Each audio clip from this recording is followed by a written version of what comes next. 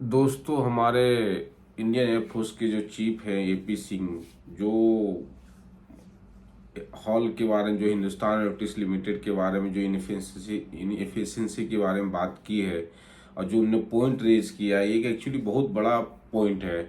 अगर आप देखो, with the perspective of from the perspective of Indian defence security, ये एक बहुत बड़ी इशू है। आप सोचो, इन हिंदुस्तान एरोनॉटिक्स लिमिटेड भी मिनिस्ट्री ऑफ डिफेंस में आती है और इंडियन एयरफोर्स भी मिनिस्ट्री ऑफ डिफेंस में आती है। दोनों दोनों दोनों जो है इंडियन डिफेंस में आने के बावजूद भी कोऑर्डिनेशन नहीं बैठ रहा है। और आप देखो कि आखिर ऐसा हुआ क्यों क्यों इन आईएफ चीफ को जो है ऐसा बोलना पड़ गया। एक्चुअली ये आज की प्रॉब्लम नहीं है। लोग सोच रहे हैं कि आईएफ चीफ जो है वो आज इशू रेज किया है, इस मंथ इशू रेज किया तो अभी का इशू है। एक्चुअली बहुत सारे आईएफ चीफ ऑलरेडी रिटायर हो गए, कोई इस पे बात नहीं किया। कुछ कुछ ही डिफेंस ऑफिसर को जो करेज होते हैं, जो इस पॉइंट पे डिस्कस करते हैं या इस पॉइंट जो है पब्लिक में रेज करते हैं। एक्चुअली आप देख सकते हो, ये जो तेजाज का जो डिलीवरी था, ये तेजाज एक्चुअली 2008 में ऑर्डर किया गया था। ये फर्स्ट बैच ऑफ 40 तेजाज था। ये आज ऑर्डर नहीं किया गया था, ये 2008 में ऑर्डर किया गया था। तो आप सोच सकते हो, जो 2008 में ऑर्डर किया गया था उसको 2016 में प्रोडक्शन स्टार्ट होना था। और 2016, ठीक है, अगर हम मान लेते 2016 से ही मान लेते, तो आज सोचो कि 9 साल होने के बाद भी ये फर्स्ट 40 बैच ऑफ तेजा जो है अभी तक आईएफ को हैंडओवर नहीं किया गया है। तो आप सोच सकते हो। और ये एक्चुअली कोई कोई दूसरी डिपार्टमेंट नहीं है, ये देश की सुरक्षा की बात है। जिस तरह रसिया और यूक्रेन की बार चल रही है, अगर उससे हमें कुछ सीखना था तो ये सीखना था। अगर आपने इससे कुछ नहीं सीखा रसिया यूक्रेन से बार से, तो कुछ भी नहीं किया जा सकता है। आज के टाइम में जिस तरह चाइना वो नेक्स्ट जनरेशन जेटर फाइट वो मतलब टेस्ट कर रहा है, और हमारे पास तेजा जैसे फाइटर जेट भी नहीं है, तो आप सोच सकते हो हम कितने पीछे हैं। मान लीजिए आज अगर चाइना अटैक करता है, आप क्या कर लोगे? आप कुछ नहीं कर पाओगे। आप हाथ पे हाथ धर के बैठे रहोगे, क्योंकि चाइना हमारे इंडियन कंपेरिजन में, जो हमारे डिफेंस के कंपेरिजन में, वो बहुत आगे बढ़ चुका है। हम उसके बहुत पीछे हैं। इसलिए इसमें इसमें जो जो जो आईएफ चीफ ने जो इशू बोला है, जो पॉइंट किया है, एक्चुअली बहुत ही गंभीर है इशू। मैं ये नहीं बोलता हूँ, दोनों दो हॉल भी जो है और एयरफोर्स भी, दोनों मिनिस्ट्री ऑफ डिफेंस में ही आते हैं, फिर भी ये क्यों नहीं कोऑर्डिनेट हो पाया, क्यों नहीं काम हो पाया? अगर मान लो दूसरी मिनिस्ट्री के अंदर आता तो मैं सोच सकता था कि चलो ठीक है, कोऑर्डिनेशन में इशू हुआ, बट दोनों तो मिनिस्ट्री ऑफ डिफेंस में ही आती है। फिर ये हुआ क्यों नहीं? 9 साल से, मतलब 2008 में जो तेजाज 40 तेजा ऑर्डर किया गया था, आज तक मतलब उसको इंडियन एयरफोर्स को हैंड ओवर नहीं किया गया फर्स्ट 40 तेजाज। सोचो कि हमें एक्चुअल में जो करंट स्ट्रेंथ ऑफ स्क्वाड्रन होना चाहिए 42 होना चाहिए, और हमारे पास अभी 32 है। तो हम अपने करंट स्ट्रेंथ से बहुत पार बिलो है। तो ये चीज बहुत सोचने की बात है कि जो आईएफ चीफ जो इशू रेज किया, ये बहुत ही गंभीर इशू है। ये मीडिया केवल ये दिखा रहे हैं कि हाँ ये ऐसा क्यों बोला ऐसा, बट एक्चुअली अगर आप अगर इसमें पूरी हिस्ट्री निकालो, पूरी चीजों को गंभीरता से देखो, आज की जो ग्लोबल सिचुएशन बन रहा है, जिस तरह से चाइना जो है नेक्स्ट जनरेशन जेटर फाइट जो है टेस्ट कर रहा है, और हम उसका नाइबर है, अगर हम जो है उनके कदम से कदम मिला के नहीं चलेंगे तो हम बहुत पीछे रह जाएंगे। और हो सकता है चाइना जब अटैक कर दे तो हम कुछ भी नहीं कर सकते। इसे बहुत सोचने वाली बात है। और आपको सबसे सबसे सोचने वाली बात है कि एक तो हम जो जितना करंट स्ट्रेंथ होना चाहिए स्क्वाड्रन के, उससे नीचे हैं। दूसरी बात है, जो MiG-21 है, जो हमारा फाइटर जेट हुआ करता था, उसका बहुत एजिंग हो चुका है। इसलिए इसलिए तेजाज जो है MEC-1 उसको रिप्लेस करना है। तेजाज MiG-1A है, वो MiG-21 को रिप्लेस करेगा। और MiG-21 बहुत एजिंग हो चुका है, उसको रिप्लेस करना बहुत जरूरी है। इस सब चीज को भी मद्देनजर रखते हुए, इसको अगर दिमाग में रखें और इस चीज को भी अगर गंभीरता से सोचे कि MiG-21 हमारा इतनी एजिंग हो गई है, उसके लिए हमें तेजाज MEC-1A चाहिए, तो आप सोचिए कितनी बड़ी बात है। हम कहाँ से, मतलब अगर आप देखो कि वो भी डिफेंस सेक्टर में इतना मतलब इनएफिशिएंसी होना, ये इंडिया की जो है सिक्योरिटी की बहुत बड़ा इशू रेज करता है। एज ए इंडिया हम एज ए कंट्री बता रहे हैं, ये कोई इंटरनल मैटर नहीं है कि होम अफेयर्स का मैटर, ये देश की सुरक्षा की बात है।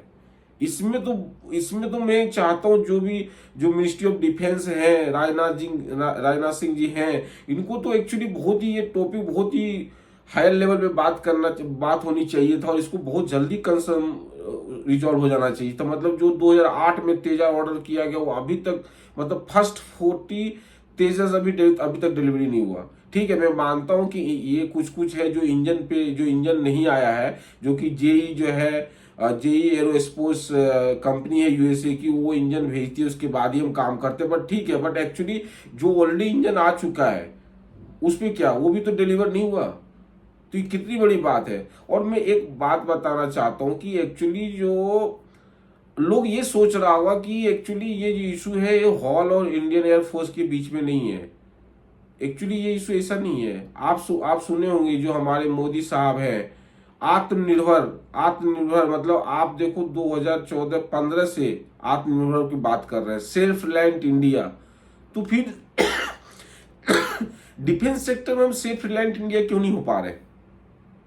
कहाँ गई वो हमारी टॉपिक आत्मनिर्भर भारत? अगर आप देखो हमें मोदी जी जो है हमेशा आत्मनिर्भर पे पंच करेंगे, आत्मनिर्भर भारत, आत्मनिर्भर भारत। तो फिर हम आत्मनिर्भर बन क्यों नहीं पा रहे डिफेंस में? हम सेल्फ रिलायंट क्यों नहीं बन पा रहे इस सेक्टर में? क्या कारण है? तो केवल ये बोलना कि हिंदुस्तान एरोनॉटिक्स लिमिटेड का इशू है, मैं नहीं सोचता ऐसा है। ये सरकार की इशू है। हिंदुस्तान एरोनॉटिक्स लिमिटेड के तो इनएफिशिएंसी है। देखिए, इनएफिशिएंसी होना एक अलग चीज है, रूट कॉज कहीं और ही लाई करता है। तो root cause actually Indian government के साथ लाई कर रहा है। मैं नहीं बोल रहा कि मोदी जी के साथ लाई कर रहे हैं। मोदी जी का यही प्रॉब्लम, मोदी जी ने केवल आत्मनिर्भर भारत बोले, वो हमेशा बोलते रहेंगे, पिच करते रहेंगे आत्मनिर्भर Bharat, self reliant India, but केवल बोलने से नहीं होता है, हमें उस पर एक्चुअली करना भी पड़ता है। मैं ये नहीं बोल रहा कि मोदी जी ने नहीं किया। अब ग्लोबल इंडेक्स में जो है 57 से 52 रैंक पे आ गए 2018 और 19 में, फिर 14 पोजीशन पे चल गए। बट ग्लोबल इंडेक्स एक्चुअली ये दिखाता है, केवल इनोवेशन दिखाता है, ये नहीं दिखाता है कि आप कितना रिलायंट हुए, सेल्फ रिलायंट कितना हुआ, आपने कितना एक्सपेरिमेंटल रिसर्च किए हैं। देखिए, अब टॉपिक वहीं पे आता है कि क्या हम R&D में लोएस्ट इन्वेस्ट कर रहे हैं? क्या हम R&D में ग्लोबल जो विकसित देश है उससे बहुत ही कम इन्वेस्टमेंट कर रहे हैं? तो बात है करेक्ट, हम लोग जो है इंडिया जो है R&D में बहुत ही कम इन्वेस्टमेंट कर रहा है। अगर आप जितने भी डेवलप्ड कंट्री को देखो तो उससे बहुत बिलो पार हम लोग इन्वेस्ट कर रहा है। मैं डेटा बताऊंगा। एक्चुअली 2008 और 9 में जो हम अपने जीडीपी का जो है 0.82% जो है हम R&D पे इन्वेस्ट किए थे। उसके बाद ओवर द 3 डिकेड्स, अब 8 के बाद over the 3 decades we were stagnant on 0.7% of our GDP. So we were just investing 0.7% of our GDP over the last 3 decades. So it was almost there has been almost a stagnant over the amount that we were investing in on R&D from the Indian government. तो आप जो ये hall के जो Hindustan aeronautics limited को जो root cause लोग समझ रहे हैं, ये रूट कॉज नहीं है। Root cause is our Indian government. I am not talking specific about Modi और Congress government. It is every government which have came to power, they have not given a proper attention towards research and development. अगर वो दिया रहता तो हम 0.7% 0.8% invest नहीं करते। Minimum 2% of our GDP should have been allocated to the research and development, जो कि सब डेवलप कंट्री आज के टाइम में कर रहे हैं। Every globally developed country are investing more than 2% of their GDP on R&D. We are just investing points below 1%. That's why I'm telling. So in 2008 and 9 it was 0.82% and then it has decreased to 0.7% over the last 3 decades. It has been near stagnant. So आप सोच सकते हो कि कितनी बड़ी issue है हमारे देश में आर एन डी का। हम आर एन डी पे ध्यान ही नहीं देते तो हम आत्मनिर्भर भारत बनेंगे कैसे? How can you become self reliant if you don't give the proper amount, if you don't allocate the proper amount to R&D? तो रूट काउज यही लाई करता है। एक्चुअल हम लोग R&D पे जो सही अमाउंट ऑफ जीडीपी, जो सही अमाउंट इन्वेस्ट करना चाहिए वो हम लोग नहीं कर रहे। ये है रूट काउज। और मैं आपको बता दूं, इंडिया में जो डेटा है इंडिया में सबसे ज्यादा जो R&D किया गया है वो एग्रीकल्चर पे किया गया है, ठीक है। और इंडिया में R&D, देखो R&D 3 टाइप का होता है, basic research, applied research and experimental research. तो सबसे ज्यादा जो रिसर्च आया वो अप्लाइड रिसर्च पे आया, फिर एक्सपेरिमेंटल रिसर्च पे आया और बेसिक रिसर्च पे आया है। जबकि हमें एक्सपेरिमेंटल रिसर्च पे ज्यादा होना चाहिए, अप्लाइड रिसर्च से भी ज्यादा होना चाहिए। तो और अगर आप देखो और इसका क्या है, मतलब इसका कैसे हम ये इशू रिजॉल्व कर सकते हैं? देखिए, सरकार हमारे इंडिया में सबसे ज्यादा R&D पे इन्वेस्ट कौन करती है? सरकार करती है, अराउंड 43%। उसके बाद नेक्स्ट जो है वो हमारे प्राइवेट करते हैं 36%। फिर हमारे जो यूनिवर्सिटी होते हैं वो करते हैं। इसमें देखिए जो फर्स्ट पोजीशन पे इंडियन मतलब गवर्नमेंट है उसको ना होकर प्राइवेट सेक्टर को होना चाहिए। प्राइवेट सेक्टर को हमें ज्यादा से ज्यादा जो है अमाउंट देना चाहिए R&D के लिए। अगर आप अमेरिका चले जाओ वहां they give the amount to the private companies for R&D, तभी तो इतना ज्यादा R&D यूनाइटेड स्टेट्स में होता है। अगर आप देख लो 4 टॉप कंट्री जो ज्यादा R&D में इन्वेस्ट किया है, इजराइल है, कोरिया है, अमेरिका है, and we have Switzerland also, China है, ठीक है। तो चाइना तो 2.1% किया, बट यस जितना भी टॉप 4 डेवलप्ड कंट्रीज है सब जो अपने जीडीपी की मोर देन 2% इन्वेस्ट किया है R&D पे, बट हमारा जो डेटा है बिलो 1%। तो अब समय आ गया है कि सरकार को सोचना चाहिए कि हमें प्राइवेट प्लेयर को लाए R&D में, उनको जो अमाउंट दे और let them do the R&D, तभी ये इस इशू का जो है कोई सॉल्यूशन मिल पाएगा। नहीं तो हम हॉल को चाहे कभी और किसी भी PSU को इनएफिशिएंट बता देंगे या कुछ बोल देंगे या कि ऐसा नहीं हो रहा है, ऐसा नहीं, मेन पावर नहीं है। देखिए ये तो ठीक है, IF चीफ का this was the jurisdiction which IF chief had, वो डायरेक्ट ये नहीं बोल सकता कि सरकार ऐसा नहीं कर पा रही है। IF चीफ का क्या जुरिस्डिक्शन है? वो बोल सकती है, जिसको उन्होंने ऑर्डर दिया है, हॉल को ऑर्डर दिया तो हॉल को ही बोल सकता है। He can not talk against the Indian government because he at the government position only, so he can't talk about, so he has boundaries, उसको उनका बाउंड्री है जिसके कारण वो इंडियन गवर्नमेंट के अगेंस्ट नहीं बोल सकता है। बट रूट कॉज यही लाई करता है। It's not about the Hindustan aeronautics limited और एनीथिंग एल्स। ये इंडियन गवर्नमेंट की पॉलिसी है हमारे देश में जो आज से नहीं चल रहा, ओवर द लास्ट 4 डिकेड्स। सो अगर आप देखो ये तेजास का जो ये सब प्रोजेक्ट आज से स्टार्ट नहीं हुआ, 1984 में स्टार्ट हुआ और 1984 से स्टार्टिंग होकर 2008 में हमने ऑर्डर दिया, 2016 में प्रोडक्शन स्टार्ट होना था, 2016 में प्रोडक्शन स्टार्ट हुआ, बट अभी तक 40 तेजास जो है हॉल डिलीवर नहीं कर पाया। आप सोच सकते हो, चेन समझिए। तो ये हॉल का इशू नहीं है इनएफिशिएंसी है, वर्कफोर्स का इशू है।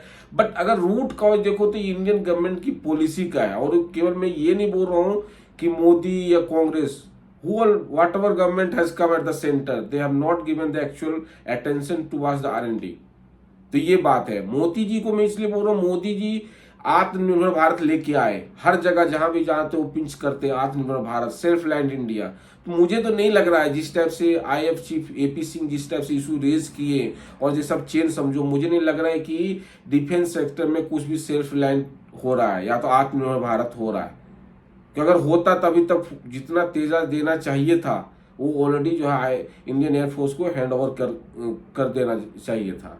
तो इसका सॉल्यूशन यही है कि प्राइवेट प्लेयर्स को R&D में लाया जाए और Indian government should allocate amount to the private player to do the R&D।